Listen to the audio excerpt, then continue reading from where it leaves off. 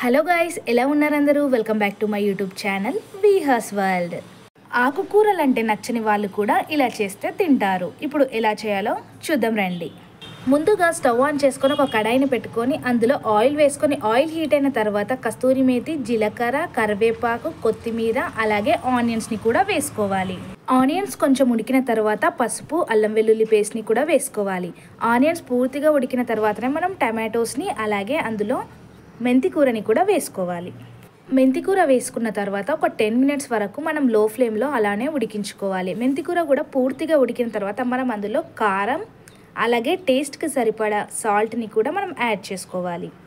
ఒకసారి బాగా మిక్స్ చేసుకొని మరొక 5 మినిట్స్ వరకు అలానే ఉడికించుకోవాలి. కొద్దిగంత వాటర్ని కూడా మనం వేసుకొని ఉడికించుకుంటే అంతేనండి. ఎంతో సింపుల్గా మనం మెంతికూర కర్రీని రెడీ చేసుకోవచ్చు. ఓన్లీ సపరేట్గా మెంతికూర ఉంటే తినరు కాబట్టి అందులో ఆనియన్, టమాటో వేసుకుంటే టేస్టీగా ఉంటుంది. అలానే చాలామంది ఇష్టంగా కూడా తింటారు.